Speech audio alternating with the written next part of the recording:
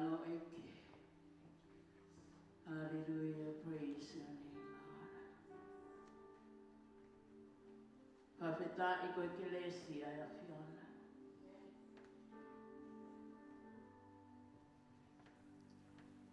Vai ke whakau ia ngata, vai ke osti.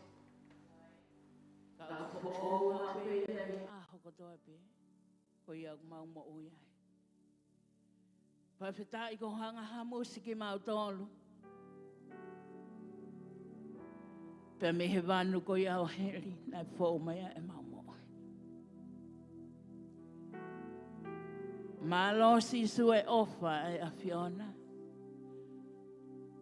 Ofa tai whiriwhiri manako, ko mau lawe manoa i e hako e. Aho kotoa pe ko mau tu o tala, ai lahi oi kelesi, lahi oi alo ofa ai a whiona. Koe ke mau ke ia aka ko mau kakau, i he lahi pa moe moana e ofa ai a whiona. Whawhetai eiki, whawhetai, mau whakamalo ai ke a whiona. Mau whawhetai at ko uhi koe aho maho inga ko eni. Eiki o ke kei whakata, ke te ki mau tolu, ke mau lava mai ke saione a whiona. Whawhetai koe uhi, koe mana mai mo ui ke hangata pekina ki mau tolu. Eiki koe mau lotu uia ke ke hoko hoko. Aho hanga whaka inasi mo whakoloa ki mau tolu ai tāpua ki o e mana mai mo ui he aho kotoa pe. Eiki o mau lot ke a whiona. Tako ni ki mau tolu pia mo e whiohi o e whiafko eni. O mau whemau pe ho lau maari e ko tua. Koe uhi he ukai ke mau malawa ha mea taha, i ha mau wiwi, pe i ha mau malohi. Ka koe lau maari a whiona. Koe iau mau ikuna e mea kotoa pe. Tako nia e ke mau ngahi loto, e mau ngahi mo ui, ke mau whakaata ke re koe. E ke mau lot ke a whiona koe uhi. Pai ke ngalo se mau whaifkau, ka umahano hoa ke Australia. O tua o mau lot ke a whiona koe uhi, ke hanga si tāpe kina e na mo ui. O mau lot koe uhi koe ngai whatongia. Wahe whola whola, o mau te kāki ke re koe. Ai panma ke hea lau maari a whiona ke ne mo ui. Pe o tua e ngai whemau ko toa pe mai malui a whiona ki a te kinaua. Mau lot a te o tua koe uhi ko whaifkau tūtoe. Ko hi ko whainga tā pe ko whakautua whakasino o mau lotu i ho hua pasi iso.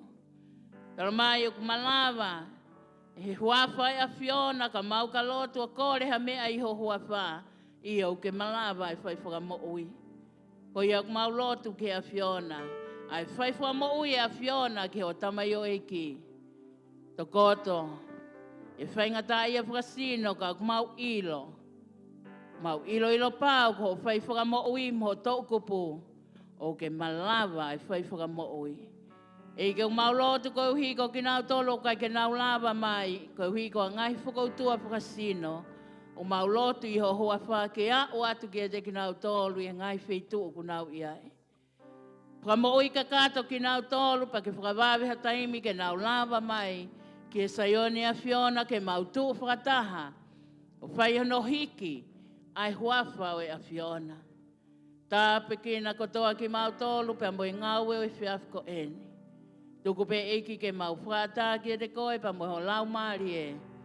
Ai toi ngai ngau e ke lang ia pe koe sisu. Ma wata e whafta i mo whamalo i ho huafa. Sisu ko alo ka koe ho mau whamo ui. Amen and amen. Praise the Lord. Hallelujah. Whawhetai ki he otua. Whawhetai ki he iki. Hallelujah. Praise the Lord. Ko le pe whainga maari ko e ni tau hiwa mai ki hiwa taha. Ko le pe ke mea to lulul wha Feiloaki. Tako taha ko toa pe. Ko tui o ku tako lahi te kai ke mo Feiloaki he wike ko e ni. Tāpe kina kina tolo huafa si sukalaisi. Hallelujah. Praise the Lord. Thank you, Jesus.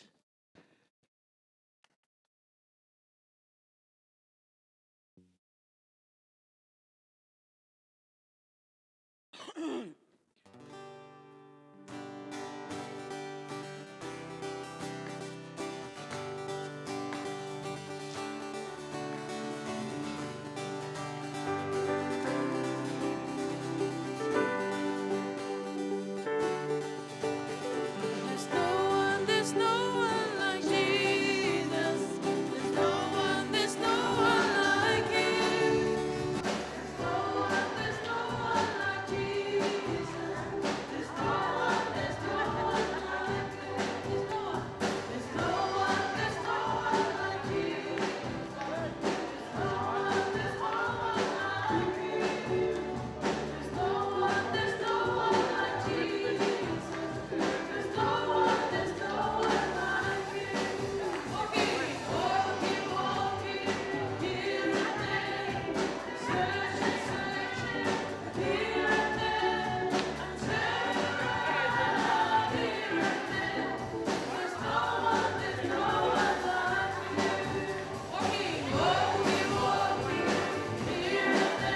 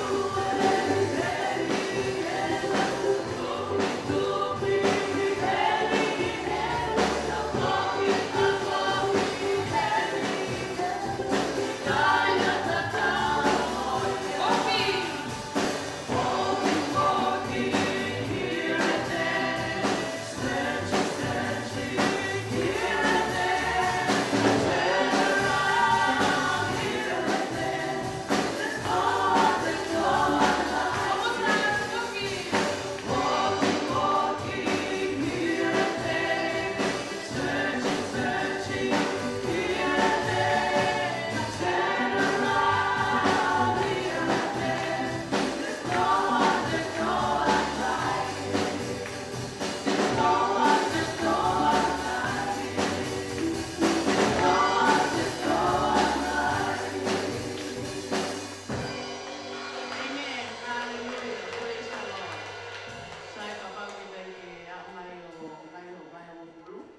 Me alpha, koe taimiani ke mea mai ai.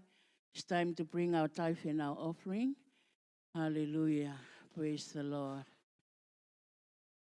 Ko yo ko lebe ka habiri ke tāpakina ngi. Alo, tu mafi mau tu hanga ke ho vanda mai ke ate fa malom fa veta.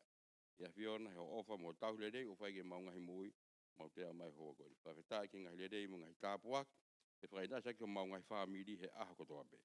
Tamai o mau. Apai ha ke va he ngofulu mo me ofa. Ko fo ke o ka ngai fa ko nei. Mau ko le be ko tapua ke te nau tol fa la he ngai. Le dei mo ngai tapua fa ina sa ke nau ngai fa ko ke fo ke nau ngai fotongia. Amen. Paspaske eki. Hallelujah. Praise the Lord. Hita ike o tua. O glelei ma upea Jehova. Amen. O glelei ma upea o tua ke he tau mo ui he aho koto ape. Pafta ike he eki. Pe fia ke taitai lelei ki mo tol. Wafa tau eki ko sisu kalaisi. Pafta ike he o tua. Ko hiu ku tau lava mai ke sayone o tua. ko ene kelesi, hange ko ia ko tau whanongoa, he tau hiwa, e tau whakawhetai, mo e tau whakamalo, i kai ke iai hangau e lelei e taha, o uhinga e ta kei mo ui ko ia he aho ko e nika ko ene kelesi, pia mo ene alo ofa, praise the Lord, amen? Whaftai ki he o tua. Whiwhia ke wakaiat ke rek mo tolu mo fofonga whiwhia, ho mo lava mai ke saione, whiwhia ke wakaiat ke rek mo tolu, o kui kai ki iai ha whahinga whakatamaki hoko, ka koutui ko toko lahi he kai ngalotu, kai ke nau lava mai, ko uhi uki ai ngai whakautua, ia te ki nau tolu. Whaftai ki he iki whiwhia whoku tau i heni pia mo whawhikau tupou, tawa palavu, nā ne wholawat ki tonga, pa koe ne whoki mo ui mai, whaftai ki he iki, koe uhi koe whaitu tonu e o tua, tauhi e ne mo ui, wa i hala, mo i wakapuna, whipuna aki, ka kune ki tuuta mo ui mai, tau whiwhia i aha koe ni. Whaftai ki he iki, whiwhia whoki, it's good to see Joyce's husband. Hallelujah, praise the Lord. It's been a long time not seeing you, but we are so glad to see you.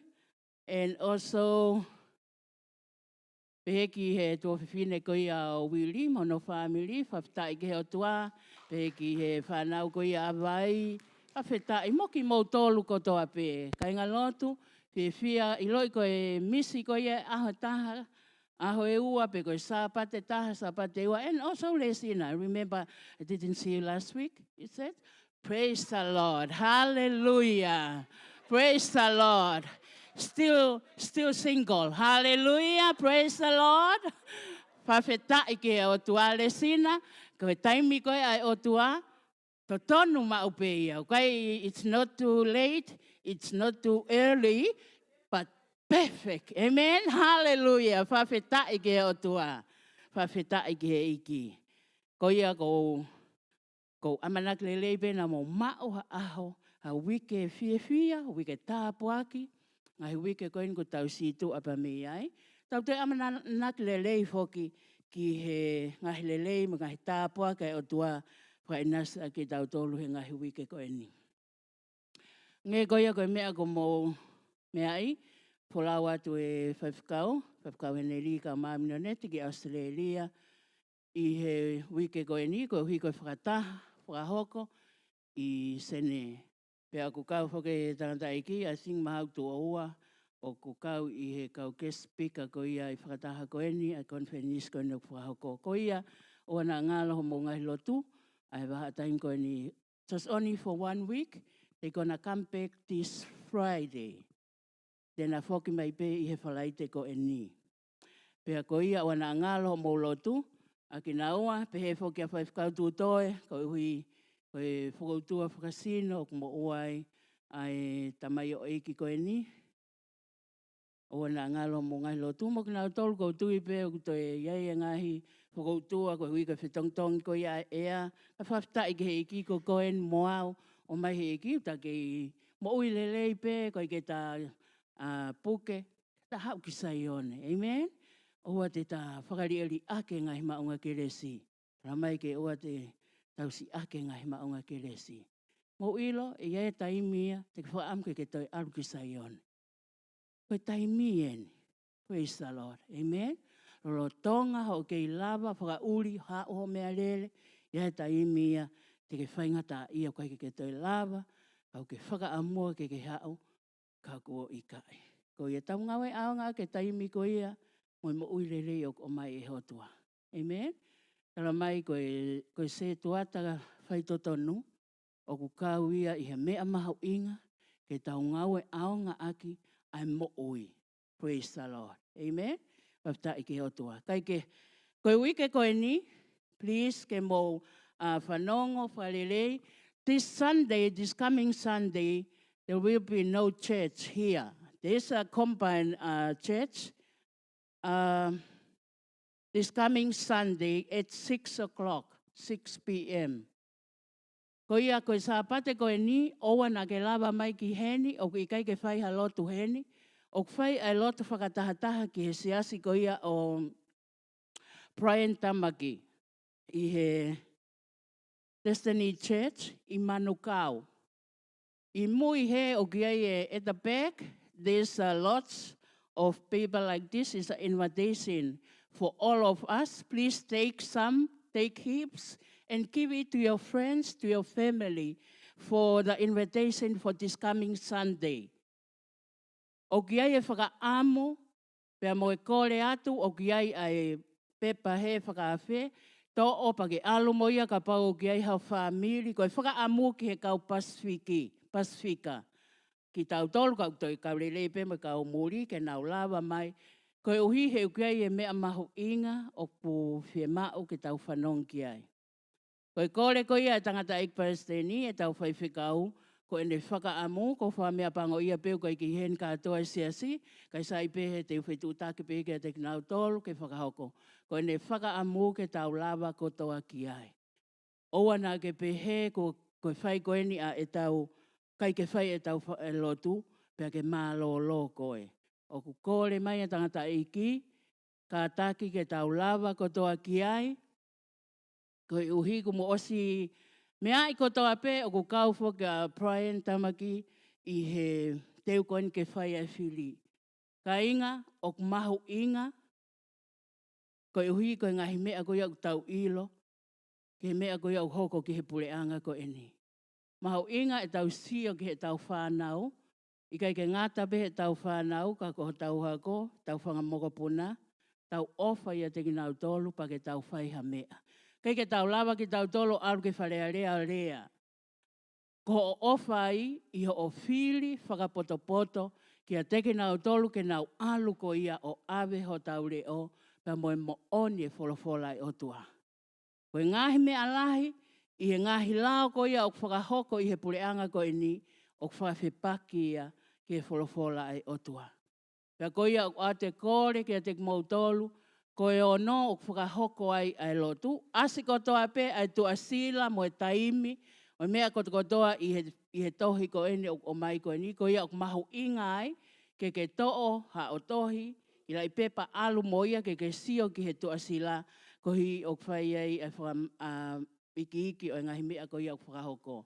O ki ai pa mo e mea tokoni o whakahoko ai, kau kai kua fu mea mahu inga ia, ke te tau tolu, koe mahu inga, e tau iai ke tau whanongo ki he mooni pia moe mea o mai ki a te tau tolu. Amen? Praise the Lord. Ko ia, oana ke lava mai, please don't come this Sunday. We all go to the address is going to be on the paper, is number 25, Cruises Road, Manukau. Whaingofua pe te ke kumi pe, iho ma pe, I loko tui ko nau tolu ko ia he wahe ko ia ko nau ilo pe nau tolu whitu o. Ko ia kore ake te mo tolu. Mo ka taki ke tau lava ko toa kia. I whato ngai, o tui mahalo ko sāpate ko ini, o glili wai e taimi, I'm not sure, ka ko hanga te au glili mo ia ki mui, fo iho ua ta. Ko ia whatoka ngai ange, ka pauku ke alu pe ko he taimi ko ini, wha ofa ko hike ke vave ko ia ki ai, ma o hau foi feitu le rei o koe ke iai. Paftai ke hau tua koe. Amanaki mai e tau whaifkau, e tau lava ko toa ki ai. Praise the Lord. Amen. Ko ia, ko kore atu ke te ki mou tolu, mou kātaki, mou tooha, mou lai pepa o mo ia, o te toi tohi mai mo tā mai, koe ha koe to asila. Ko e ku o silahi he, whakahino hino, alu mo ia pakauku ke whainga maria ke to ave ko hangahi whamili, ave ke te kinau tolo whakawhi i ke nau lava mai mo ke nau tolo, nau hao whanongo tonu i he mea ko ia o amana ke whakahoko. Praise the Lord. Amen. Tuina tau whanongo toa pe he mea na lava mai, e whai whikau koe ni he sapata mai, pane rea ki koe mo oni a wholofola e otua. Kou whiawhia au ki ai hataha kune tuu, ke ne talake mo oni ko ia e otua. Amen. Pawhitai ki he iki. Pea koe otua ia. Ko ene pania ana kune hanga o hake i he konga wha osko ni ha reo ke kaukaristiane ka e makatuunga ene huki loto o ka pau te tau whiri. Ka pau te keiki ke resi sita e whiri, alu o koukore atu, alu o kau he inga ke whakafonu. Kosi lima i pe ufom ka pau te keiki ke mo whiri. Koe uhi ke lava ke tau. Koe mea whai te liha pe a au, ka koe kukore mo pōpō atu. Ka pau ke ofa ho whānau, ofa i ho o kaha au, ka ke whai lewa ho whiri ke whakapotopoto. Amen? Praise the Lord. Sai, whahoka tai pē mo e tau whanongonongo ko ia ki he wike, ko ia koe ka hoko mai. Koe polokalama ko ia ai ka kai tangata e whakahoko ia i he aho. Toko naki per breakfast ai ka kai tangata e whakahoko ia i he pongi toko naki tolu noa o mahina ni. Ai whakahoko pia ke api ko ia o vai, o si ilo ko toa pehe ka kai tangata. Pehe whoki ki e polokalama ko ia e ka kai whiwhine, e whakahoko ai pē mo ia i he toko naki tatau pē, ka e whakahoko ia ki api ko ia o tupou, ki Menkuri, i he taimi whitu pongpong toko naki tolu noa. Ko ia korea kia te motol, ka kai whiwhine, maha inga ke molamange ki he tau lotu, i he pongpongi, ko tui e toi rerei ange e tau katoa, e au pe kia i ko oswoki mai tangata iki, pea mo minoneti. Ko ia o ko whahoko atu, ko tau polokalama, ko ia e whahoko ia i he toko naki tolu noa. Pea pehefo ki hako tohi tapu, i he pule lulu, i he ngai wheituu, ko toa pe whahoko e tau waka tohi tapu, whahoko ia i he pule lulu, he taimi whitu e whiawhi. Mahala ko e whanongonongo pe ia ko manatu i he taimi ni, mea pe kore atu ko maulo tu, pea pehe ki he manatua pea prime tama ki pa mono hoa, pea mo e ngahi whenga koe ne ukwhai. Au loto lahi ke otua, pea pehe ke he kakai, waloto i ke ngau i ke he loto e kakai, ko hi ke mahino ki a te kinau tolu. Rai whoke ni ihia ku nau, ia ngahi mea ke hu nau sio kiai, kau koe ke nau ilo ke nau tolu mo oni, o kutua ki e he tamai o eiki koe ni. Pafta i ki he otua. Maa koe tau whanongonongo pe ia, korea ki e Sunday School Kids, o lama mai ki moan. Ko hi ke whai halotu ke te motol, ka mo alewa ke ho mo kalasi, pafta i ki he otua. Praise the Lord.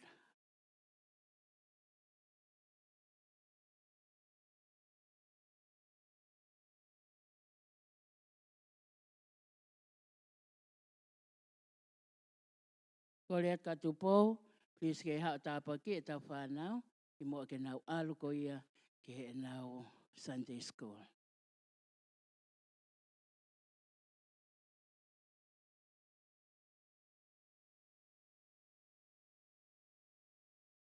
Halotu.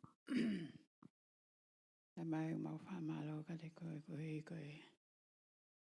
si whanau koe ni. Whamanake na o ato pai a ko kore pehe o toko ni. Pai tāpue ki na ki nau tō muna whakaloto lai. Koe o tua o pai a whiona. Ange matapaha e ki ke nau whowai. Muna whalala ki a whiona. Toko ni mea ke kau pai a koko tua pehe o nau. Nau hinoi e ai whanau koe ni. Ko kore pa. Ke a whiona ke anga tāpua ki mau maama ka te nau tōlu. Ngai whola e ke mau kore ke a whiona ke pai tāpua ki na a ke ki whanau koe ni. Mau kore toa ke tāpua ki na nau tōlu mau hiki pēa langi mai ngia. Pai te unga a kai a whiona i Sisu Christ ko alo mau whamoi. Amen. Tonga nau whanonga ko ia ki e nau kalasi heua koe ni. Praise the Lord.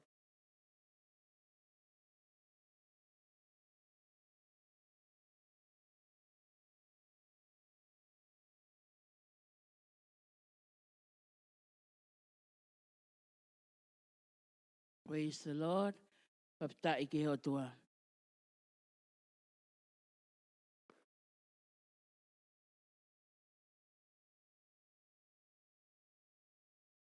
Hallelujah, hallelujah, Lord. Thank you, Jesus. Thank you, Lord. Pafta i ki he iki, ko uhi koe aho koe ni, ma oi whainga maarie, ke wahe ai ai wholofola e otua i he whiawhine. Praise God for the opportunity to share the word of God tonight.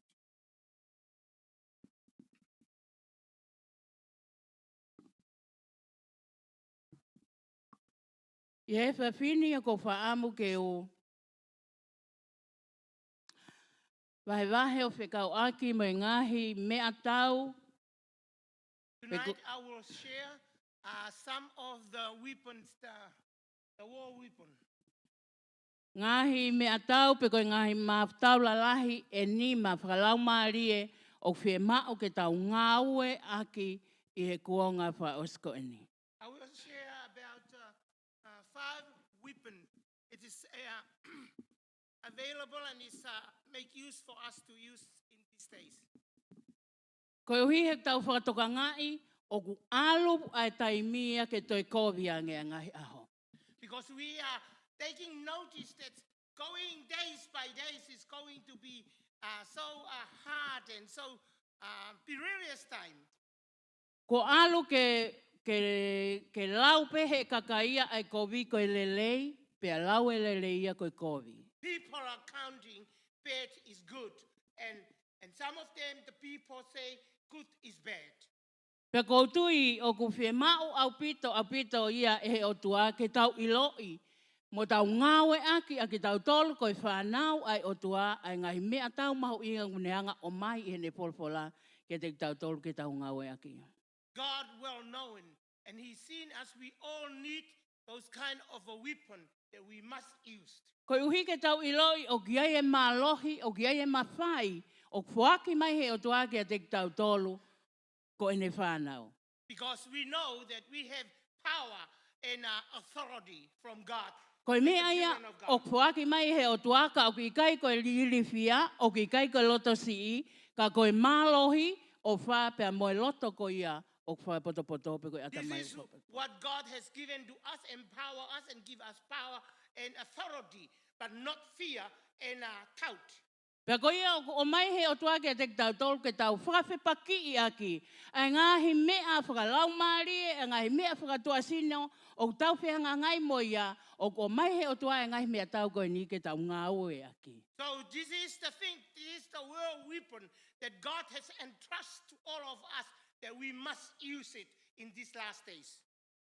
Nei kei ke ngata pe e ne hanga totongi huhu i ki tau tolu, Not only redeem us, ka kune toi hanga whoki o whoaki mai mo e malohi, ai ngahi mea ofa, ai ngahi mea tau koe ni, but He ke tau entrusts ngāu e us aki ia. all those mighty weapons that Christian that we can use. Pea koutui o mahu inga, pea monu ia, a ki Very tau important. tolu, koe whahinga o e tangata, pe koe ne whanau, ke tau mau e ngahi mea ofa, ai ngahi mea tau koe ni, ke tau ngāu e aunga aki ia. Very, very important that we must use of what God has entrusted to us. Koe hui he koe tau mua e o toa ki hono siasi, ke ne i kunai a hono ngahi whiri. Amen. Because that's what God's purpose for His church, that we be overcomer of our enemy. Aia koe siasi ke osi mea i pe au lawe i, ko koe ia pe moau. Because we know exactly, you and I know that church is you and me. O whe mau mai he o toa ke tahanga o i kunai ai te volo. God wants us to overcome the devil. O kui kai ki ei hei li fia i a te tau There tolu. is no fear in us. Ka ke mahino ki a te tau tolu, o ka kaua si hawa ma ki tau tolu, ko hai tū ia e toi tuu ke anga tuu mai ki a te tau tolu. For we know exactly in ourselves that if God is with us, no one can stand against us. Ko ia, ka inga o ko whaloto hei ki tau Folks, tolu, tonight, i he whiawhi ko e ni. I encourage you all tonight. Tau mea ngāwe ake ngai mahaf tau ko e ni. We must use this weapon. That Ko God e has hinga given. he ku iloi he whiri, iloi he te volo, o toi si hono taimi. Because the enemy knows his ending is coming. Pea ku near. ne ngāu e ia o i kai peke toi mohi ia i ha taimi. He works, he not sleep. Ko ia, o whe mao ke tau toi a mo ki tau tolu. We need to be awakened. Praise the Lord. Praise the Amen. Ko tui o ku maho inga ke tau ngawe a keni ko hui ko tau whanau. This is very, very important that we must use it because of our children. I kai ke ngata pe ho ngawe a ki ka ke hanga o a ko ia ki ho Not whanau. only you can use it yourself, but train your children. Ka to pau o use ku a ko i e he te volo, ka pau o ku a ko i he api a ko, ai ngahi mea o ku i kai ke lere, o totonu ke a For ko we i ho know whanau. that if Ki he the mo school oni e folfola ai teaching o tu. our children thinks that it's not right in the sight of God, Ko ngahi mea tau ko ni o totonu ke nau ilo ia he whanau. this mighty weapon that our children should know. Ko iak maho inga ke te koe pe a moau. Very, very important to you and me. Ke ta hanga ilo ia. Ilo ia koe uloaki, We must know and aware of that. pe ke a ko ia ke o whanau. And train and teach your children with that. Ke nau ilo ia o ke mālohi i he wholofola For e they atua. know there is a powerful in the word of God. Whakaukau loto, o ko i kaiki ke whinanga, o ke kaiki ke loto, ke more pe e alu ho ki tamasi i mo ki tahine pe koho mo ko puna, i he ngahi mea koe no kuhanga i te volo Think. whinga. That you don't want your son, your daughters, your grandchildren to go in that way. I o maha pe te ke pehe mai o ko loto ke he whanau, whafta i ki Maybe loto. you say to me that, oh, yeah, it's all right, I pray for my children. Ka mahu inga ke toia ko i mo i wholofola e o But toa this te is te. very, very important that we must teach our children. Ka pao kua ko i he ape a ko ke whema ko ave ke a ko i e poto, a ko i e poto whaka o tua. I he If you wholofola e know o toa that te you ho send whanau. your children to learn academically, but at the same time, you need to teach and invest in their life, just the divine spiritual life. He kui ai e mālohi i he wholofola e o Because toa. there's power in the word of Praise God. the Lord. Amen. Praise the Lord. Amen. Ka pau ke tui ki ai, whawhetai ki he o toa. If you believe Hallelujah. in it, praise the Lord. Amen. Amen. Amen. Amen. Whawhetai ki he ki. Ko i poini uloaki, o ko whaam ke tau sio ke ai, ko i tau ngau e, ko i mea tau uloaki, ko i Yes. huafa ko ia o sisu. The number one Hallelujah. point or the first weapon that we must use is the name of Jesus. Ko i huafa ko ia o sisu. The name of Jesus. Hallelujah. O That's right, asi ai he tohi ko a Filipai wahe ko e hono ua. Filipai wahe ua. It's the book of Philippians chapter 2. Vesi ko ia hono hiwa ki hono tahataha.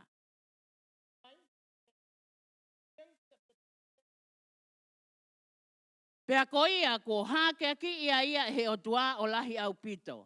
O ne whaki ki a te ia ai huafa o ku mā o lunga taha pe i he hingoa ko toa pe. Ko e uhi ke tuulu tui ki he huafa o sisu ai tui o ia ko toa pe o ku ihe langi mo mamani mo lalo mamani.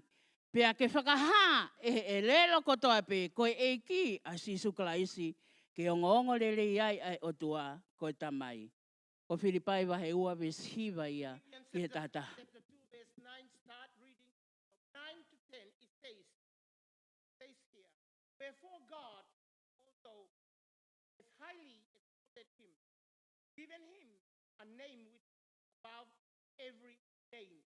That at the name of Jesus, every knee should bow, of all things in heaven and things in earth, under the earth, and that every tongue should confess Jesus Christ is Lord, the glory of God. Ko e huafa ko ia sisu, nai oange ia e he otua ko e tamai. Ko e pule au niu ia i he universi ko e ni. The name of Jesus, that God honor that name to be the ruler of the universe.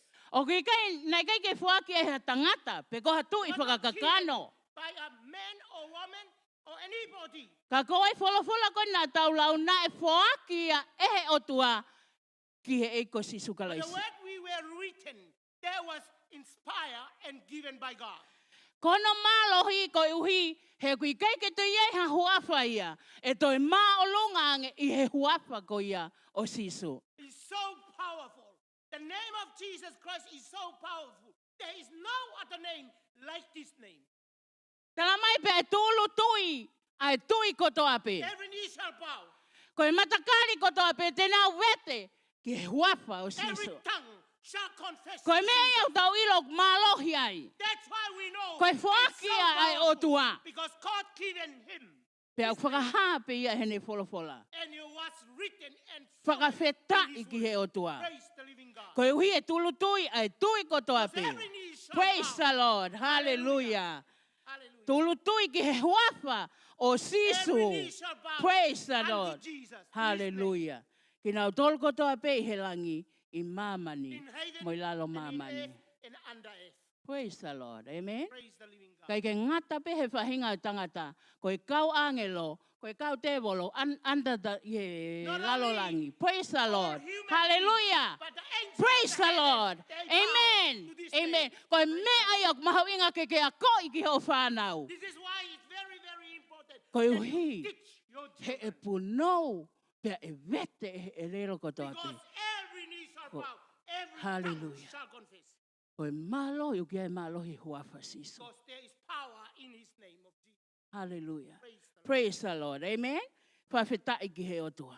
Whawhetai ki he otua. O kui kai ke to iai ha huafa ia. There is no other name. O kui kai ke to iai ha huafa ia e ma olunga. There is absolutely no O kui kai ke to iai ha huafa ia e ma alohi. above the name of Jesus. Ka koe There is huafa pe. no other name is powerful. Ka koe huafa pe. Ho tau eiki ko Only sisu the kalaisi. name of the living God Praise is the Lord. Jesus. Praise the Lord. Praise the living Amen. God. Hallelujah. Whawhetai ki he otua. E hake aki i talamai kono hake aki ia e otua. God Jesus. exalted Praise the Jesus' Lord. name. Hallelujah. Thank you, Jesus. Praise Thank you, Lord. Talamai, koe huafa ko ia, i he tohi ko ia sione, wahe ko ia hono hongo pulu mapa, sione taha wha, ves taha tolu, mono taha wha. Now, the word of the Lord, John chapter 14, Koe mea ko toa pe te tau kore i hono huafa, everything that we ask in his name, e whakaha ia. he will provide. Tene whoaki ia. He will provide. Sio ke he mālohi ko ia huafa You sisu, can see here how powerful God is. koe mea ko toa pe te tau kore i hono huafa. Everything that we ask in the O name kai of ko Jesus hatoe huafa shall ia be ke whai given. ki ai e kore. O kai This ke is te the a name. huafa. There is no other name that we can ask Ke pōwai e tau kore, ka koe Because- huafa sisu. to set our heart Praise to the Lord. ask him. Amen. Praise the Ko Lord. tui ku ye ni ihe ni ko na o swaka mo ni ai na ngawe Most of ake us huafa here, ko ye sisu. we know when we use Jesus' name or ask of anything. Ko ngahi mea ko ni o ku hoko ko ia i he mamani ko ni he ngahi aho ko ni. Things Ko that are huafa happening pe. in this world, Ko huafa pe o sisu.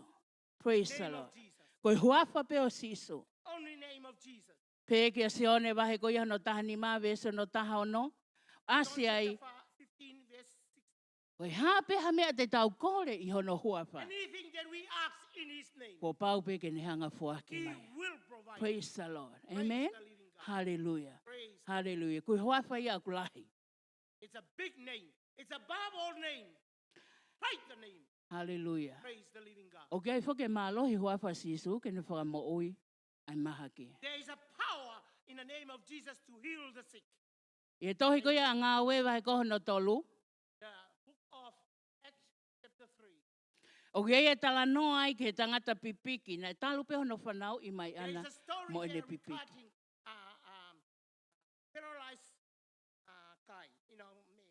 Pea koe, mea koe nei whai ki ai, koho no teke mau mai pe ke whare lotu, ke matapā koe o whare What lotu whai they do, they sansani. always push him to the gate or the door of the temple. Kei ke kou whiuia, kei ke awe ki loto whare lotu. On pia toku he matapā. Never go inside the church, but always by the door. Koe uhinga hana o mai ke hao nofu a kore kore. Kore kore paanga The pe. reason why they push him and leave it over there so that he beg for money. Aia koe mahino koe kia te au. Nei ke kia haa manaki ia. Ia te kina au tolu. E toe lava ke whakamo ui e tangata koe ni. That's what my understanding. Those people that they push that man, they didn't believe there is a hope in Koe him. mea pina na nau sio ki ai ke koe aunga tangata koe ni ke awe po tuke kore kore. The only thing that useful for this man to go to the store and beg her for money. Koe uhi koe ospe koe ia ku nau teke o awe. Pongi pongi ko toa pe. Aho ko toa pe. They always take him back in the morning. Tala mai lai whanonga toa pita mo sione koe na alo anaua ke whalotu. And John and Peter were journey to go to the temple. Koe na whanonga tu koe ia o ku whai hake e tangata koe ni he kore kore hake kia And te as kinaua. they approach him, and the man start to beg her to them. Kai whawhetai ki he otua, na e sio hifu a pita pia mo sione ki he tangata koe ni. But praise God, Peter and John look upon that man. Pia whakamama o e sio e tangata koe ni kia te kinaua tala mai, na ne amanaki tene mao ha mea, ha paanga mea te But kinaua. he set his eyes focus on those two, Peter and John, thinking that he will get much money. Kana e wakai ato pita emosione o toi loloto ange i he mea na e whakaamu e But John tangata koe and ni Peter kia. see beyond of what is in there. Na e lea ato pita kia te ia. O kui kai te mamau ai kou lape koe siliva, ka i he huafa o sisu. O kumawhikau i koe ke tu.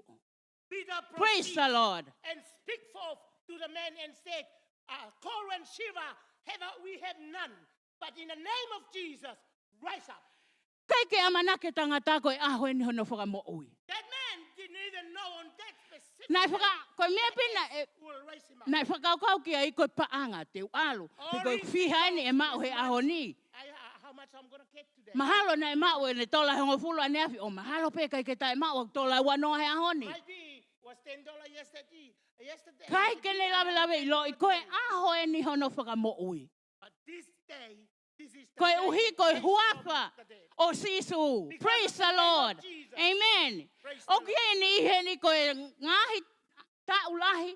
O kia e mea ia ku ke tokotu ke pipiki. O kai ke o hingai ni So a many wia. times. O kui kai mahalo pe whakasino. O And kui so kai. many times in our lives, we might be lying because we are crippled. Mahalo ke pipiki Because whakalau of the maari e physical ko body. ia. O kia mau e huafa sisu kalaisi. Lea mahalohi ki ai. You need the name Amen. of Jesus to speak forth Hallelujah. to that Praise the Lord. problem. Te ke tatau pe me sano ali ki te sema You o will fie mau remain ia the ke same lea mahalohi e from huafa January sisu. to December. You need to speak forth Yes. the word to that problem. Manatoi, ko e tau lawe mai ane nai ange, o malawa ke ngau e aki, ke e whakalau maari e, mo e whakatua sino. Praise the Lord. You use the Amen. name of Jesus in the spiritual life and in the physical Ko e life. uhinga he kumalo e huafa Because sisu. his name is so great and a powerful name. Kai ke lawe lawe ilo he tangata, i Never piki ko know. e We ni. never know. Hei kai ke toi hao nofo kore kore. He will Ka e never tuu. come and beg again. Praise the Lord. Praise the living God. Na e pehe pehe ko e ngata anga pe ene mo oi. He thought himself that's the end of his life. Mahalo pe ke nofo mai mei mui ke pehe ko e ngata anga pe na Might ho be mo you oi. sitting there from there and you O ki say, ai e mea lele ia, o ku toi lele ia nge o ku palani he o tua, ka ku tau kei there is a pipiki whakalau greater maari thing. e. It's good thing that God has Whakata ke huafa sisu. open up to the Lord, to the Ke name le of the hanga Lord. whakamo oi of ki Jesus. tato. Praise the Lord. Because he will heal you. Yes. Mahalo pe ke mau e leo lelei. Hallelujah. Might be you speaking good speaking. Pakapau o ku ikai ke lava koe o hiva i he leo lelei. Pawhetai o kei pe ka o hiva. Mahalo pe ke lava ko vai vai folfola e Might be tua. you can sing properly. Praise the Lord. There are Hallelujah. some people they can Amen. Mahalo te ke lava ko alu o a ahiato o awa ki sing. me Might be isuka you ki can hata. go visit somebody. Praise the Lord. Praise the living God. Pawhetai. Amen. Hallelujah. O te te hau pono no fo pe whakawhare tolo. Don't Te come mata and just whare. stand around on the veranda there. O kia e wheitu uia toi rere i ange ko ilo There e is a otoa. good place. It's so much better Hallelujah. than that. E, koe huafa ia sisu. Because Koe that's tau the tala name noa of pene huafa sisu. He's still talking Praise the about the Lord. name of Jesus. Sio ke whakaofo ko ia e huafa A sisu. wonderful Jesus. we Hallelujah. say. Praise Kala the mai, na iai pia moe ki kaunanga ia na ne mau e lau maari e hange koe. Koe ngahi lau maari e uri, o kumalawa ia ke kapuse huafa sisu. Praise the Lord. There Amen. is a story about a young woman, demon possessed. O kumalawa And ia there is the name huafa of Jesus sisu. is able and capable and able Koe tau to tupu heal hake i tonga, koe ngahi whakautua koe ni, o mai ngahi lai a kau iau, o fota ake koe turi te volo. I When we loi, all came from Tonga, we know all, and all the demonic possession will always bring the leaves and fota and koe put huafa on your body. sisu, kai ke te whakahela he fota ko In aluatu Jesus' peo name, ka you puse don't have huafa to use sisu. anything. Praise Just the use Lord. name of Jesus. Amen. In the name of- Hallelujah. Praise the living Hallelujah. God. Praise Amen. the Lord. Oh, no, use Jesus' name. Ko ka puse te volo. You are rebuked. Ko The mantu e spirit tanoa of the wha devil. tanoa ke whaiwhikau. Koe kau whaiwhikau, na nau ala to lotu ki i whine mui, na e urusino e te volo. Pako She was a osi ko e nau conversation with lotu. the pastors, and they were talking about amongst some pastors, they go and pray for a young woman. Koe nau lotu ko ka pusi koe pa ose nau lotu pea. They were praying. aha and ke ki rebuking whewhine the koe evil ni. spirit. Pea eke ato. Pepe. And they said, how are you? Oh, sai, ku os alo. And the young lady said, oh, it's all gone. Papinau piha tu lewa. Ko hai o ku alo. And they said to the young girl, who is going? Sisu. Ko se tani o ku tau alo ka pusi. Ko te volo. And they asked again to the young woman, and she said, and they said, who is going? And then she said, oh, it's Sisu. Or Sisu Alu. Oh, it's not Jesus we are rebuking. It's Ko the tau hanga o spirit ka of the devil. pusi. Ka pusi lau maari e We uri. need to use Jesus. Mana name tui to ko ngai lau maari e uri unau the au demonic takai. power. Ko tui mo i o silo i pena i whatala noa pe tau whaiwhika au. Kai ko au pe. Praise the And Lord. you know Hallelujah. that Henry always talk about that, but not here only. Here. Eke atu, ko hai o ku alu. Ko sisu. And they asked her, O whape kai ke going? pehe e tau oh, lotu. she said, Ko ka "Kasi pusi Sisu." e lau maari e uri. We need to Amen. rebuke the Hallelujah. demonic power. Mo lau e Satan wholofola power. e tua. Ka pusi ngai lau maari e You read uri. the Bible and Lahi au pita use ngai the lau name of maari e Jesus uri to au alu rebuke holo the he demonic ngahi aho power. ko e ni. Praise the Lord. Pa koe ita koe ai kau mui koe ki whewhine. Koe ki whewhine na hange ko ku me whaito. Mantu e the tau people ngai were whaito the koe. follower of the young demonic possession. Hangai paula ko ka pusi evil spirit. ai lau maari e koe ni me ai. And Paul was rebuking. Ko e nau i tahe na e wha ia e koloa ia na e mau i e wha kikite They koe were ki upset whewhine. and they were angry because those follow of that young demonic power possessing the devil possession, because there was a lot of treasure they get from that Koe young mea woman. na loto mamahi ai hanga e paula ka pusi lau maari e koe ia e te volo. They were angry Me and he ki upset whewhine with koe Paul ni. because Paul O rebuked kai the kai toi demonic mau power. hanau ki konga ngatu ma nau They can't me get me any e more hine ngatu hina. or anything from Me koa here. ki kulin pasketi. Or like she said, kato mea kai o kato topping. Malohi ko ia ia huafa ko ia siso. We can see how powerful and mighty the name of Jesus. Praise the Lord. Praise God. Praise the Lord. Amen. Maake wahe taha ono vesta fitu. Mark chapter 16, verse 17. Koe whakailonga eni e hoko kia te kinau tolu o kutui. Te This nau is ka the pus. sign that follow them, that they believe. Te nau ka pusi e kau te volo. They I will hoku cast huafa. the demon. Hallelujah. Amen. Sio, ka pau koe whakailonga eni kia te ki tau tolu, ka pau koe toko taha tui koe. Is it the sign that the believer have? Koe whakailonga eni o kakai o kunau tui, ko ki tau tolu koe ni koe kau tui. Amen. This is the sign for those that are believing Jesus Christ. O nau ka pusi e te volo They pe will aku rebuke arui. the devil. Hallelujah. Praise Amen. the Lord. Koe taim lahi o tau whaki mohe pouri, mahalo pepe koe lahi o ngā we, pe koe lahi o kai. Hangi ko kia taime o tau whaki si o kia ngahi mea, o te ongo i pe. I kai koe te fuafua lea pe huapa sisu. Ko te whinga ke te kapusi ake huapa sisu. Mo whape hepe i kai. Sometimes we Yes. sleep at Yeah. night time, we take Mata. the ear and think like Praise that. the Lord. We think that is a demonic power come upon us, and we wake up and say, in the name of Jesus, Yes. I command and rebuke you. Mantu i koe ngai lau maari e uria unau au takai holo pe ki Remember, rau tau. the Amen. evil spirit is Mahalo ko walking nau hao around. pe so mai fugi fo mohe. Nau ki asi When mai they ke come and- ahake. When they O come and kalanga look at ke you huafa so sisu. beautiful you're Pake sleeping, ai pe o whai hao lotu. Praise the when Lord. you wake Amen. up, pray, Hallelujah. pray, pray. Praise the Lord. Praise the Koe Lord. malohi ai huafa sisu. This is the power. Malohi huafa sisu. Praise the Power Lord. in the name of Hallelujah. Jesus. Yes. O kia ye malohi huafa koia o sisu. Power. Gloria ki hafiona. Hallelujah. Thank you, Lord. Sai. Kono hoko. Koe tata a koe ia sisu. Next, Koe the mahaftau. Ono wa. The next weapon is the blood of Koe tata a koe ia sisu. Oku. I kai ke totonu ke ngata pe e tau ilo ki ai. Kau totonu ke tau tui. Pe tau ngāwe ake. hope. Ngāwe. That is not because you know in the blood of Jesus, but we do it. O le lei mau peke ke hanga o ufi ho ki whanau, ufi ho family, a ke tata a ko ia Very siso. important and it's good that you use the blood of Jesus to cover over your children. Soak them in the blood of Koe Jesus. whainga maari e pe koe mono ia ni au tau mau ki tau tolu. This O is a koe ke, o blessing. koe ke ilo ia he kakai ko ia kuna witua. This is a very great blessing to all of us. Koe whainga maari e pe nia ke kakai ko ia una utui pe koe whanau ko This ia is e an otoa. opportunity and the children that believe in God.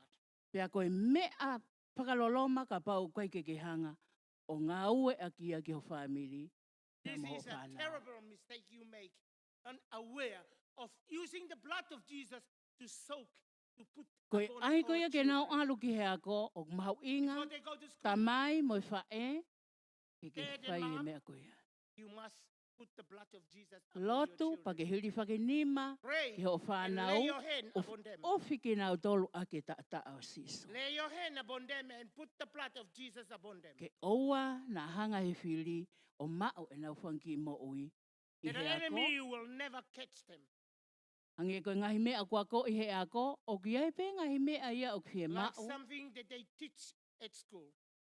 ke ilo i he whanau ko nau maluanga, koe ta o siso. So that the children will know very well the blood of Jesus. O ki ai e mālohi i he ta a ko ia o siso. There is power in the blood of Jesus.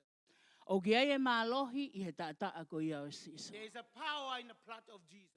O ki ai e mālohi ke whakamore more i, i There he is a ta a power ko to ia o forgive siso. our sins Hallelujah. in the blood of Jesus. O ki kai koe fo i rea ape, ka Not uke only tui a kia. word, Praise but the power. Lord. Amen. Praise the Lord. Hallelujah. E tohi ko ia he pelu, wahe ko ia hono hiwa, vesa no wa. The book of Hebrews, chapter 9, verse 22. Koe konga whaosi ko ia e vesi, ok The pehe. end of the verse. Whaosi ko e vesi, pea ka ikai liringi ai toto pe koe tata o ku ikai ki iai hapaka more more. The end of the verse 22.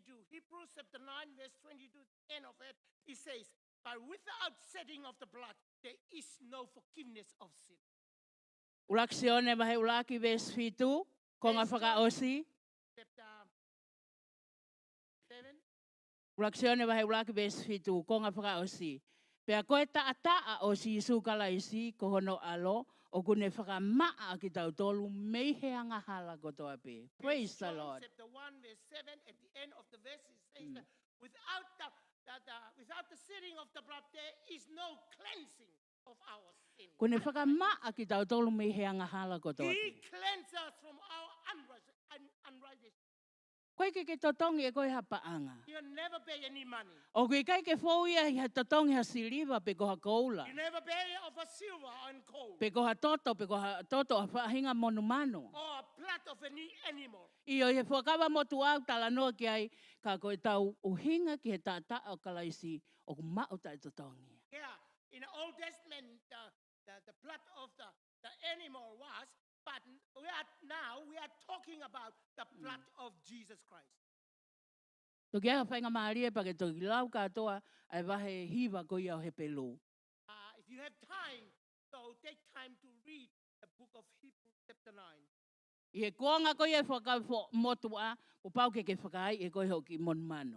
In the Old Testament, you must provide a spotless animal. Ka koe whakawheta i koe uhi koe taa ko ia o e lami. Koe lami ko ia Praise ko God siso. for the blood of the Lamb.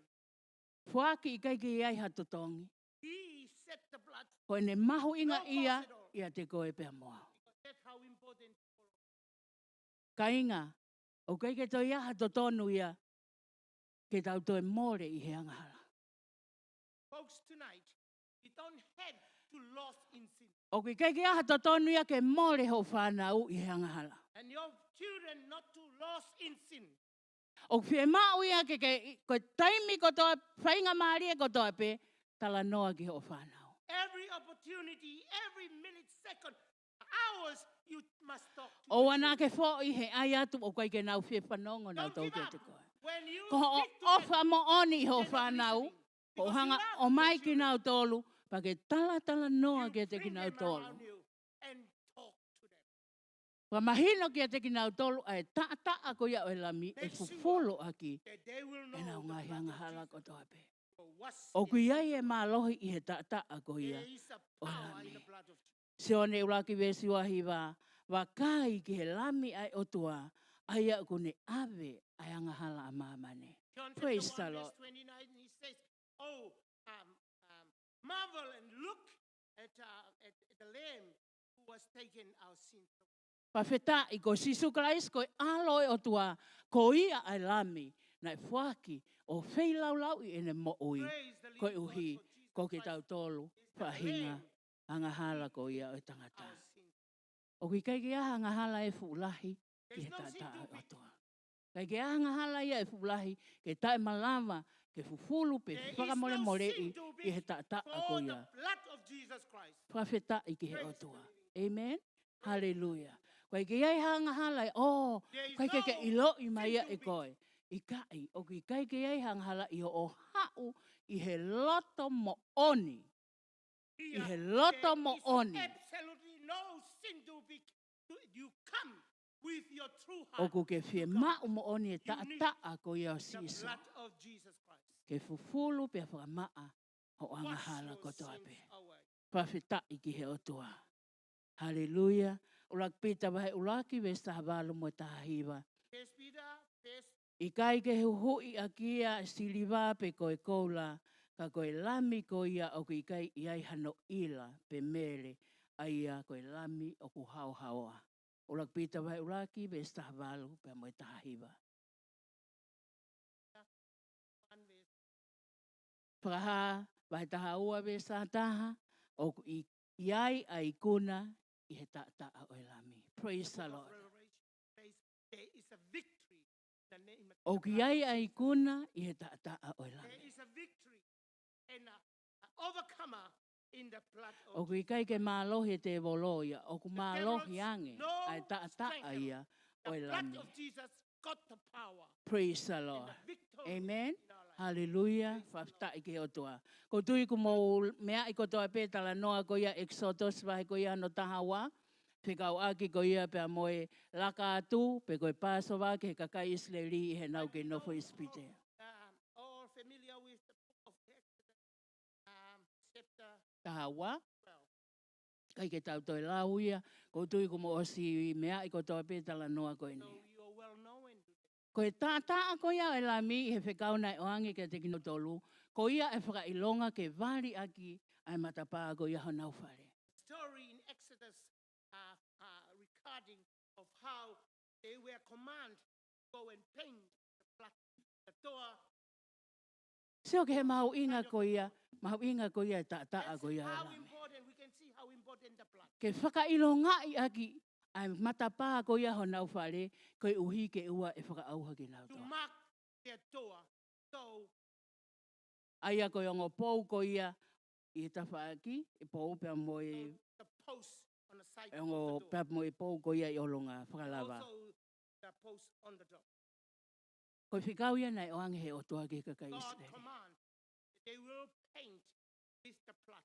Ko i whikau koe nei oange ke whakamā po opo nau whamiri ke o nau whare. God command them to gather their family together into their own house. Ko i whikau tatau pia o mai ka te tau tau le kuang This is whaoskai. the same commandment that God has given to us. Atataha i maha whamiri. Bring your family together. Whakailonga ia ke tātaa o lami, Mark it with the blood of the Lamb matapā o whare. and the door of your house.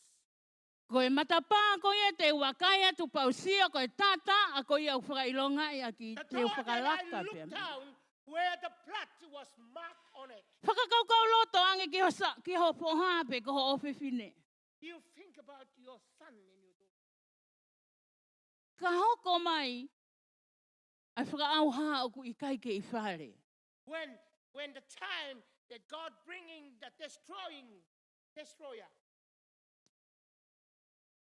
Whakakaukau loto ki ai. Ai Think about maho your son inga. and daughters. Ai maho inga. How important the blood Ke whakailonga ia ke tātaa. that you mark, O kalaisi e tau mo ui ho tau whare. mark in our life. In our life. Whikau whatataha i maha whamiri. God command and say, bring your family Pea ko ia together. e hoko mai, ai laka atu o ku i kai ke i whare. When I come past and they not inside the house. Ko ki nau tolu pe I whane ko ia e hao. Only them that is inside the house.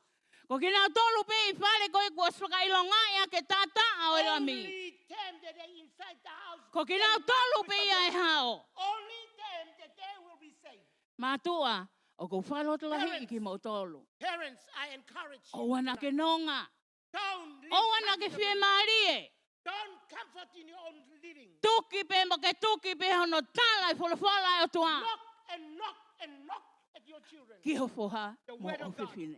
to your son and daughters. Whatataha I mai ho family. Bring your family together. Whatataha I mai e siasi. Bring together the church. Whawhita I ki hea. Praise the living God. O whie ma o ia. We all need. O ofi ake ki tau tolu e tata a pia. We need to be Whakailonga I covered ake. by the blood of Jesus. Whakailonga I ake ki tau tolu e tata Mark ako. our life with the blood of Jesus. Kai ohi. Hei kai ke ala mai e whiribe mai te. So, because the devil and the enemy cannot touch us. Hallelujah. Praise the living God. Ho ki whanau. Your Kai ke children, lava koe o si ofi ki nau tolu he you peitu nau cannot alai. oversee Mahalo them. pe ku nau Your alu ki children. hea ko. Hei kai ke But iai if they ko. go to school, you can't see them. Ka koe ha koe tata a. But the blood of Tata a Jesus siso. is covered over them. Whakailonga I ake nau ki mo. Mark upon them. O wana ke nonga. O Don't wana ke live whie under marie. control. Nau fo pa ke loto ki ho whanau he nau alu ke Pray ako. and pray without cease. Loto ki ho whanau. Pray for your children. Loto ki ho hoa. Pray Taimi. for your husband.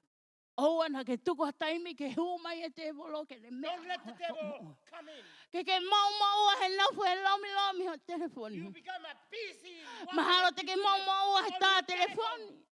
Ka ke nofo pa ke loto ke atu. Stay and pray without cease. Ave ki ai ho family. Take all your family. to Ave ki ai ho family. Take your family all to him. Ke nau hao pe nau malu e te They'll be me hoko. safe and protected. Ko ofa mo oni au whanau. It's your true love for you. Mahalo pe koe ke lava ke ohanga he se niti ke te anto. Maybe you can't give them money, Ka ko o ofa mo oni. but your true love. O lotu mo You ufaki. pray Ki nau without tolu. cease Ai tata a koe au ka. and plead the blood of Jesus Christ. Koe mea ofa fungani ta hai. This is a best gift. Kai ke toi ai ha mea Power ia. gift. Ki whakatataua aki. No other gift like this gift. Ai tata a koe ia. The blood of Jesus O lami. of the Lamb. Whawhita i ki atua. Praise the Lord. Hallelujah. Mahalo peu ki fuoloa ka ko whaka amo pe. Na ia e wholofola e na teu teu iau ke umalanga. Hope there was a scripture shared. Ka koutui pe koe wholofola nu o mai. We believe with all our heart that is a true message, the word of God for tonight. Hallelujah. Koe whakaawa na e whaia ki ispite ke whanau ko ia. The destroyer O was loa ki whanau.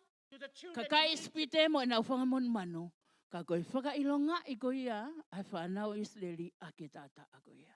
The destroyer was happened to Egypt. To Egypt. The children and their animals. But the marking of the blood of Jesus was upon the Israelites. Whawhita i ki heo toa. Mau inga ke whakailonga i e tau mo ui. It's very A ke important tata a that ko we ia must kalaisi. be identified and marked by the blood of Jesus. Hallelujah. Praise the living God. Praise the Lord. Nei tawhe tata a kalaisi e he kolosi. Jesus Christ's blood was Koe huhu ia e tau ngahi anga hala ko toa pe. He redeemed all our sin. Praise the Lord. Praise the Lord. Tata a sisu koe mahaftau malohi ia. E malu ia ki hotau family. The blood of Jesus. There is a mighty protect our family. Ko tui te tau lai wha osi ki he mahaftau hono tolu ka toki hawhainga maari e toki wha osi atu e ua. Ko e mahaftau hono tolu ko e wholofola ko ia e otua. Praise the Lord. The faith mighty weapon is the word of living Ko e God. wholofola e otua. The word of God. He pelu vai whawes ko ia no tahawa. Hebrews chapter 12 verse. Vai whawes tahawa. He koe wholofola ai o tua o mo ui, mo mālohi, pia māsila lahi I he re tā o whakatau mata. Hebrews chapter 4, verse 12, it says, the word of God is sharper than a two-edged sword. He is sharper than a two-edged sword. Pea o kune hanga ia o wahei ai loto, mo He lau maari e. separate. He cut separate the heart and the soul. Mo ngahi hokotanga hui, mo And uho. all those are connecting bone in you. Pea kune hanga o whakaha ai ngahi mahalo mo I whirio I o loto. And he make known and reveal of what's in your heart. Kala mai koe wholofola e o tua o mo ui, The Bible said the word of God is alive. pea o mālohi, It's powerful pea o māsila. and it's so sharper than Sia, a two-edged sword. kai ki aha mea ia e tai malawa.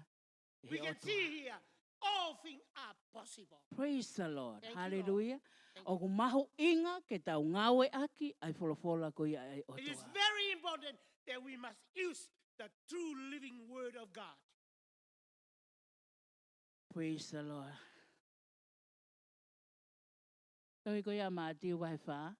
Ves Matthew ko chapter ia. 4, Hono ulo aki, I hono whā. verse 1 to 4. Tui ku mo osilo I kotoa pētala noa koe ni. You are familiar with these scriptures. Mātiu wahe ko ia hono whā. Matthew chapter 4, Pena tatake a sisu he lau marie ki he toa whā ke ahi ahi ia he te volo. Pea hiri ene au kai he aho whaango fulu mo e po e whaango fulu na e toki whie kai ia.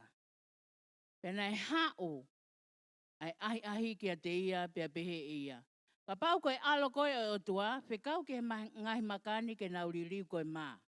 Vesfa, ka na e rea ia, na e rea sisu o peheange. Kua tohi, e kai mo ui a tangata I he maape, ka I he wholofola ko toa pe o ku hao. Pea mehe o tua. Praise the Lord. my father Feiloaki, I hono wha o I vesi o pehe. E nei tataki a Josi Isu, he lau maari e ki he toa wha, o ne ai ai I he te volo. Pea, pakai na whie kai ia, I he po e whango fulu, he osi ko ia a ene whie kai ia. Kai pehe na e hanga he tokotahani o ai ko te volo. E na e ves wha o pehe ai, na lea sisu ki te volo, I he ene talange te a ka pau koe alo mo ni koe o otua hanga tutuni I ai maka ke hoko ia koe mā ke kai mea. Pena lea sisu o pehe, ko to. He kai mo ui ai tangata I he māpe. Ka I he wholofola ko toa pe, oku hau me he ngutu o otua. Praise the Lord. Hallelujah. Tai ye. Hiri ene au kai o sisu. O se ne au kai a sisu. Ka mai na e tataki ia he lau maari e ke ai ahi Na ia he tataki te e volo. lau maari e ke ai ai. English. Ke English. Oh, sorry. Sorry, Ling. Sorry, I'm very sorry. I was carried away. Oh, then was Jesus led up by the Spirit into the wilderness to be tempted of the devil. And when he had fasted 40 days and 40 nights, he was afterward and hungry. And when the tempter came to him, and he said, if thou be the Son of God, command that these stones to be made bread. But he answered and said, it is written, man shall not live by bread alone, but by Amen. every word that proceeds out of the mouth of God. Hallelujah. Amen. Praise the Lord. Mo ilo yo to ilo fola pe mo te volo. Did you know that the devil knows some scriptures? O to ilo fola pe mo te volo. He know a lot of scriptures. Koe mea maho inga ke ilo I ai fola ko ia e otoa. That's why it's need for you to know exactly, meditate the word of God. I kai ke ngata pe ho lau, Not ka only ke to read it, lau mauloto but ia. meditate it inside you, in you. O ku fie mau ia ke ako mauloto e fola And e you otoa. need to meditate the word of the living God. Koe hui he ngā au e mai e lau maari e o te volo I ho mo ui I ho whakaukau. Because the devil very cunning, it will hit target your mind. Ka Ha koe mea mahu inga ke whonu ai, ho o mo ui i he polopola e oto. That's why you be filled with the Holy Spirit and the inspiring word of God in your life. Ilo e te volok fia kai a koe osi ia, e ne au kai i he The aho devil whango know very fulu, well mo that po Jesus whango is fulu. hungry after he fast 40 days, 40 nights. Pawhita i ke he otoa. Tangi ia. Liliu e maka ke hoko koe maa. Devil tempt Jesus and change stone to be. So ke ka kano ko ia wholofola e otua i mo ui e siso. O kui can kai see ke here mo ui pe. how completely the word of God in Jesus' life. Kai ke mo ui pe tangata ia he maa. Man shall not live by bread alone, Ka koe wholofola ko toa pe. but every word that proceeds from the mouth of God. Me he otoa. Praise the from Praise the the Lord. mouth of God. Hallelujah. Hallelujah. Amen. O kwe maa uia ka inga, ke lau ho wholofola. Folks, tonight, we need to read. Koe ui he ukau ia koe mea tau maa lohi. This is one of the mighty O kui kai koe lau pe, not only read, ka ke whakalau lau loto kia i e aho Meditate. moe po. meditate. So siua ulaki vesio no malu. Book of Joshua, chapter 1, verse 8. Ka koe tohini e whanau ke ua nā mahu ia mi hongu tū. This book of law shall not depart Whakalau lau out of loto thy mouth, kia i he aho moe po. but you must O kui kai meditate koe day aho and night. pe. O kui kai koe pa uri pe. Not on Aho moe po. Hoa e ua wha. 24/7. Whakalau lau loto kia i he aho moe Meditate. po. Koe hui ke tokanga o whai aia kotoa pe For kua thou tohi ki ai. mayest He ko ia. observe Teke mono to i ai. do all that was written therein. Whawhita Because i ki thou ato. shalt make thy way prosper and good success. Praise the Lord. Praise the Amen. Pia ma uia ke whakawhonu o We mo oi. need to fill in the Holy Spirit of the Word of God in our life. Wholofola e otua. The Word of the living God. Ke hoko ia koe mea tau i That is aho the pia mata. number one word of the mighty weapon. Thus, Ilo he te volo ia. Ai vai anga ho o mo oi pe hea the uia. devil know exactly your weakness. Ke hea sisu ia mea iwi mo atama. Jesus is so far different from Eve and Adam. Sio ke he foi ape reo mata rere. And they see the apple. The apple is so beautiful. Ho ato setane ia. And Satan start to crawl and yeah, that's what it is. Whakawheta i ki he otua. Praise Praise the living God. the Lord. Praise the Lord. Hallelujah. Praise the Lord. Na e toa sisu i he maoni ko ia. Kua tohi. Jesus stand by his word. It is true. O whaingata ke toi liriu ia. That is impossible to do. Hena e ihe kamata anga a wholofola. Because the everlasting Pena i Bible, he otua a wholofola. the word is Pea God. koe otua ko wholofola. But God is the word. Na e whakatupu he otua e mani mo invest ko ni. Ihe He kamata anga. raised and Full. created us in his word. Ihe kamata anga na i. Kai ke toi e hamea ka koe wholofola e otua. In the beginning, everlasting being, there was the word. Pea e tu uloa pe wholofola And e the otua. word is everlasting. E mole e langi mo mamani. Kai Heaven kai and earth mole. shall pass Ha away. foi kohi e taha me wholofola. But nothing in his word shall be gone. Na e tohi a ke te koe mo au. But this book of life, Me ngau e aki. use the Bible. Au maai konga wha osko ene. And this last day. Whakaririfu e hawa e te volo ke ne This is how kai terrible haasi. the devil Ke ne comes. tāmatei, ke ne whakaauha The tau devil ngai comes to family. steal, to kill, to Pawheta destroy. ina e hako masi suma ne wholofola. Praise the living Tau God. mau for his ia. word. Pake tau mau ia We lahi need au to pito. have it and have it apart. Praise the Lord. Praise the living God. Kainga. Hako wholofola e otua. Study the word of God. He kai ke alo mau pe koe mo wholofola e whitu kotoa pe. You can't take your word. Te ke arato whihangahangai mo mea. Koe hai mea ko ia o mai ho tua e wholofola. Koe mau inga ia e whakalau loto. Mo i hako mau loto e When you wholofola e otua. meditate on me, read the word, meditate it. Wherever you go, you can't carry your word of the Lord. Ke arato. God, the Holy Spirit will reveal. Pea mea ko ama naki pe. Ko mi ose o kātaki. But it might be the time you nearly give up. Whana mai wholofola. Mano ia ai au whakātaki.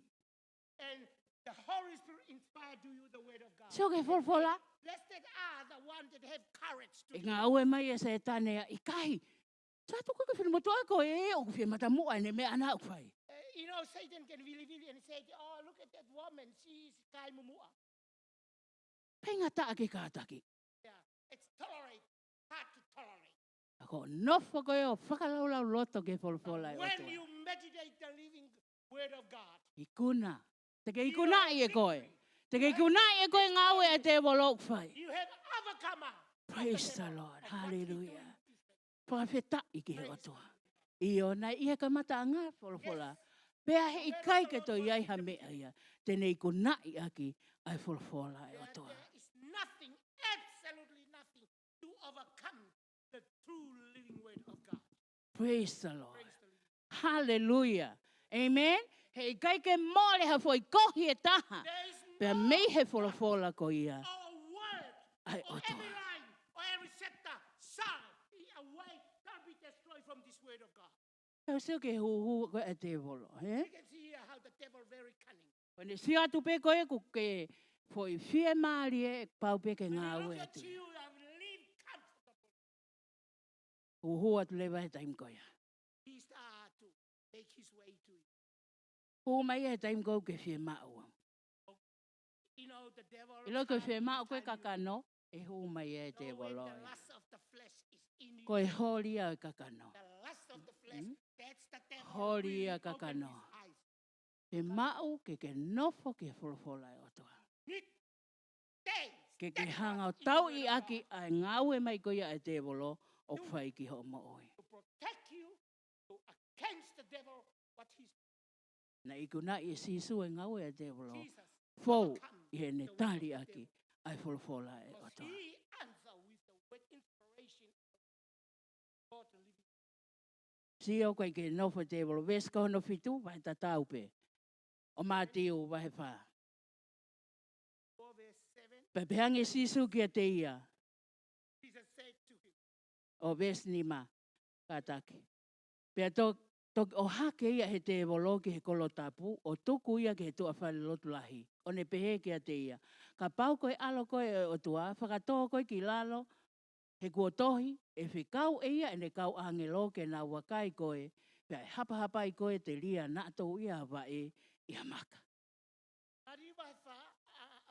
Matthew chapter 4 verse 5, it says, devil take him up into the holy city, set him on the pinnacle of the temple, and said unto him, thou be the Son of God, cast thyself down, for it is written, he shall kill angel charged concerning in their hands. They shall bear up lest at any time thou test. Pea vesi koe ano fitu. Pea pehange e sisu ki a te ia. Kua tohi foki. Oa na ke ahi ahi ki he eiki. Ko ho tua. Jesus proceeded and said unto the devil, it is written again, thou shalt not tempt the Lord thy God. Kua tohi. Kua tohi. Oa na ke ahi ahi. Ki he eiki ko ho tua. Verse 7 it says, Jesus proceeded and said to the devil, it is written again, thou shalt not tempt the Lord thy God. Ko e ria ne taha ngā wai mai e te wolo. Ka pau koe alo koe o tua. You will Ka pau koe alo koe o tua. the Son of God. Whakatoa koe ki lalo. Yourself down. Koe hiki sia. One of the last of the bride of life. Koe hiki sia. The bride of life. Koe alo ia e o tua. Ko hei tene to eke. Koe alo e o True tua Son of siso. living God. Ka sio ke he te wolo. Who is he? Is the devil to ask Jesus, who are you, Jesus? But Jesus already told him, it is written, thou shalt not tempt. Ko tui ka pau ka kua tahi a tiki tau tolo. Ko tau osi. Tuku e tau tau ka tau e tau tolo mea u whinga mai ki he te wolo. If it Ko was- hiku hiki sia koe a mo ui. if the devil come near you and said, if you are the true daughter of God or true son of God, then you turn around and argue with him. Jesus, tell them, educate, say them well. Pawhita ike ike. Mahalo pe ko hanga e o toa tāpua ki i koe aki ha ngā welelei, mahalo pe ha Might be koloa. God blessing you Hai with mea job, tāpua ki a koe o toa. but God has Oua na ke hiki si ai. Don't be pride of life. Oua na hanga he te wolo whenga ke kaiha ase o mo ui Don't let ke the ke mo devil ui hiki steal si your ai. life. Nofo ki he wholofola e otoa. Stay steadfast. Stand in the word of God. Ta wako i he mo ui ko ia siso. Learn. Tari aki pe sisu ia e te wolo ai wholofola. Jesus answered the word. Vese ono walu ki hono hongo fulu. Pe toi ohake o tohi pe a māti uwa he wha. Toi ohake ia he te wolo ki he mo unga maa lunga au pito o ne whakahaki a te ia a ngai pule anga ko toa pe o mamani moho naurelei. O ne pehe ki a te ia. Te ato a ngai me ani ko toa pe mo o ka pau te ke whakatoa ma pe e o huu ki a te au. Verse 8. Same chapter. 4 verse 8 it says, against the devil take him. Give him all the kingdoms of the world and the glory of them, and said unto him, all this will I give thee, thou wilt fall down and worship. Vese no hongo fulu. E talange sisu ki a te ia. Ke alu i hengi se tane he kua tohi. Ke hū ki he eiki koho o tua. Pe a koia pe te ke tauhi. Then Praise the Jesus Lord. proceeded and said, the devil, Jesus said unto him, get thee hence, Satan, for it is written, thou shalt worship the Lord thy God. And Kai peke whē Maria te volo ia. Kai oua the rewa pe ko devil tau tau. never satisfied until he get through.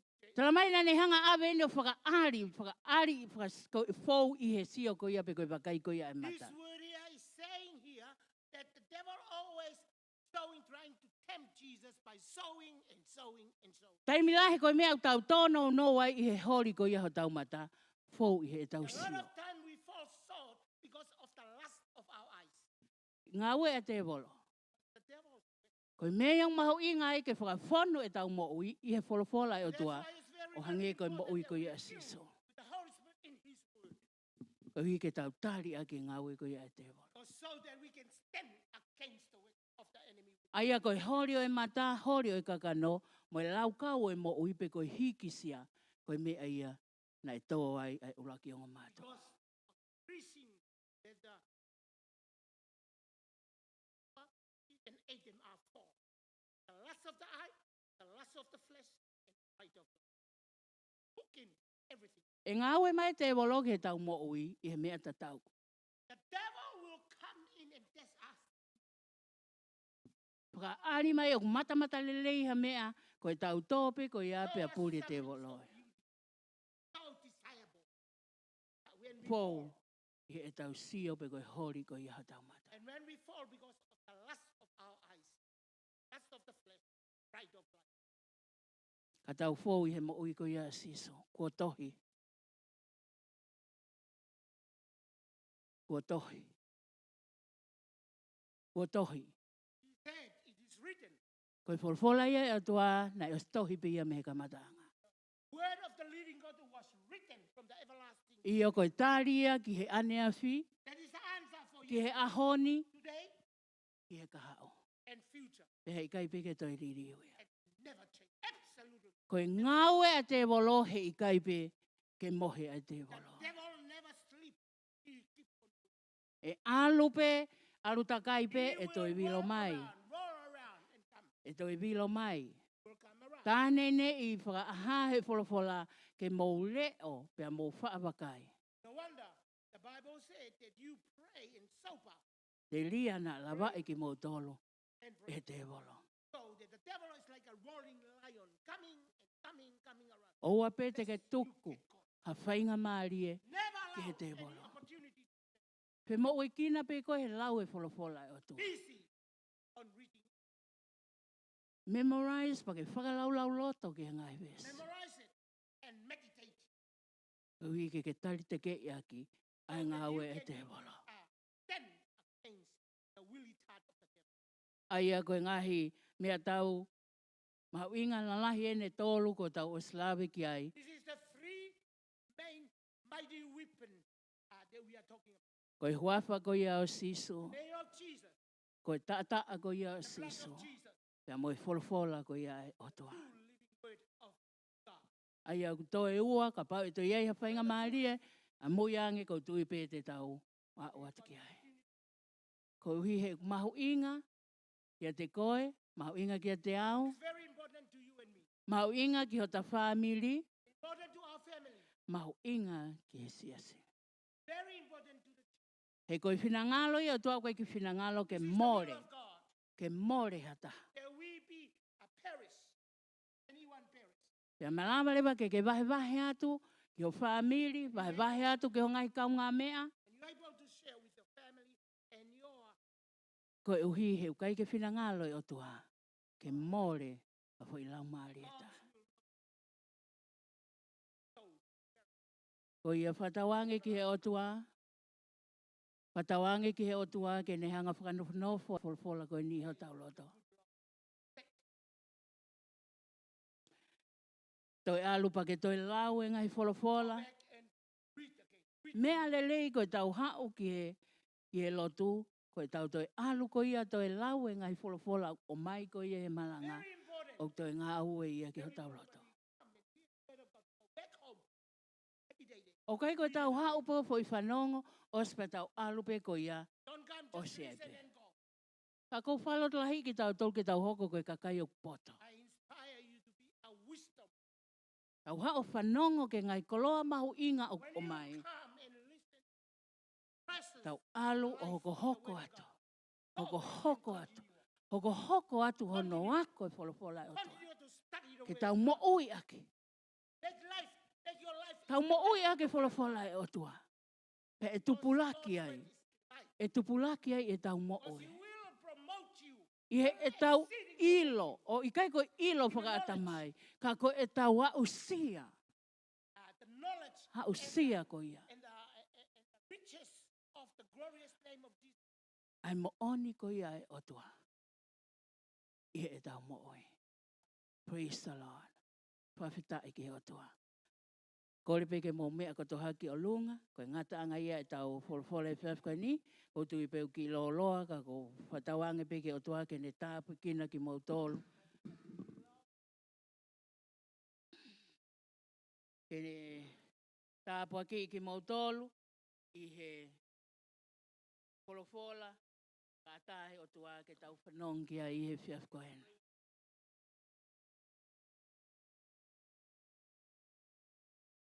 Praise the Lord. Hallelujah. Hallelujah. Thank you, Jesus. Thank you, Lord. Ko ia e whiawhika ni ka pau ki heni. If you need prayers tonight, just lift up your hands wherever you are. Hallelujah. Pau ki ai hao whia maulotu i he whiwhini. Hiki hake peho ni mai whitu ke iai. Praise the Lord. Jesus. Hallelujah. Pawhita i sisu ke te koe. Glory, hallelujah. Praise the name of Jesus. Kuri arabasiki arabakian. Kuri arabakian arabasiki. Hallelujah. Kataki kaore peke kau iwa ke nau. Iwa mai pea fo hiwa ta. Katai e tau mo oi. Just sing one more song. Just open our heart. Hallelujah. And we just lift up the name of Jesus through worship tonight before we finish. Glory, hallelujah. Thank you, Jesus. Thank you, Father God. Blessed be the name. How great Hallelujah, is our Lord. God. Thank you, Jesus. Thank you, Lord. Sing with me, how great is our God. Yes, And Lord. now we see how great is our God. Jesus. How great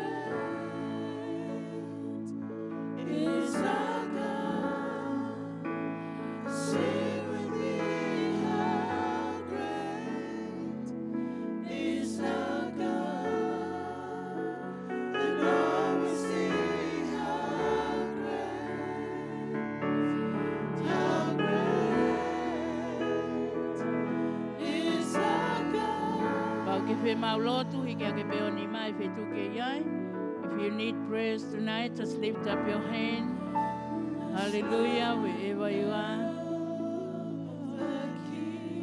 Yes, Lord Jesus. Clothed in majesty,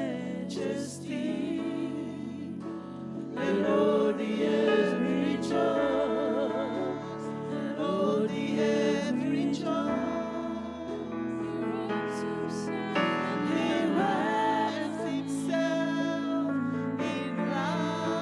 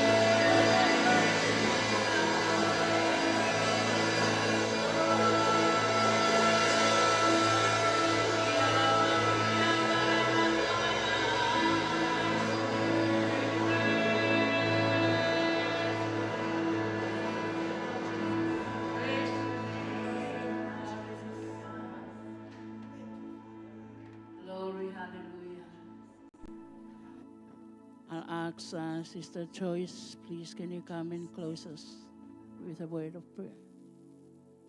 Praise the name of Jesus. Hallelujah. Hallelujah. Thank you, Lord.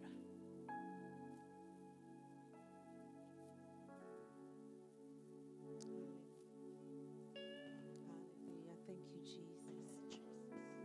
Thank you, Jesus. Hallelujah.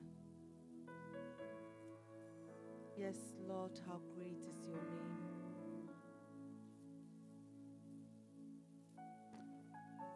Your name is mighty, your name is powerful, your name is Jehovah God. You are the beginning and the end, Lord.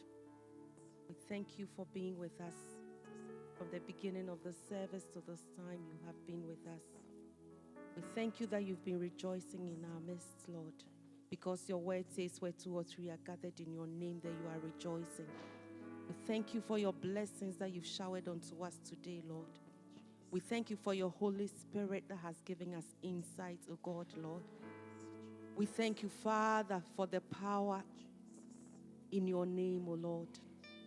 We thank you, Lord, for the power in the name of Jesus, the name that is above every other name. Hallelujah. We lift the name of Jesus up high this evening. Father, we lift the name of Jesus above every situation in this place in the mighty name of Jesus. Father, those who came in, oh God, broken, Father, I thank you that with the name of Jesus, they are going healed, oh God. That you are touching each person at their point of need this evening, Lord. Because we came here and we lifted no other name but the name of Jesus. Oh Father, like the beggar at the door, asking for silver and gold and money, Lord, Father, we came and we just asked for the name of Jesus, Lord.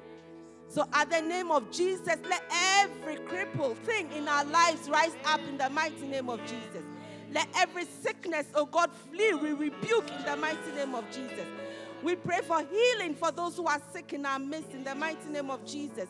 We pray, Lord, for your grace to abound in every situation. Father, we lift up our children before your throne of grace, oh Lord. And we speak the name of Jesus. And we redeem those, oh God, who are lost out there with the blood of Jesus. Father, we thank you, Lord. Father, even as we've read, oh God, about your word, about your name, and the name of Jesus, and the word, oh God, that created us, oh Lord. We pray that we shall have fresh encounters with your name, with your word, and with the blood of Jesus. This week, I pray it shall not be any other week. But because of the blood of Jesus, Lord, because of your word, which doesn't come out void and accomplishes what for which it has been sent, we shall have a fresh encounter. In the mighty name of Jesus, Lord.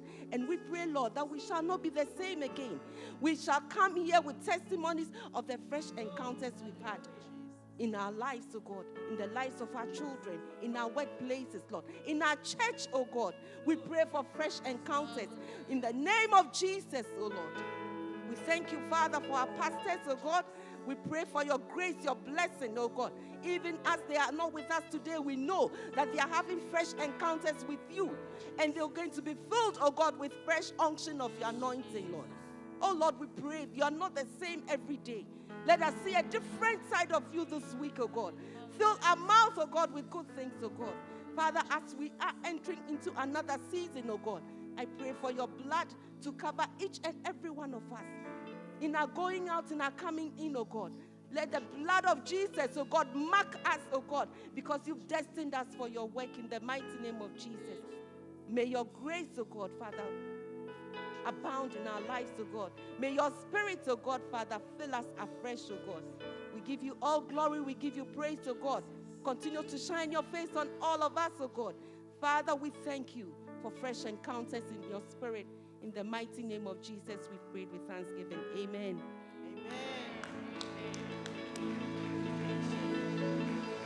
Praise the Lord. May God bless you all.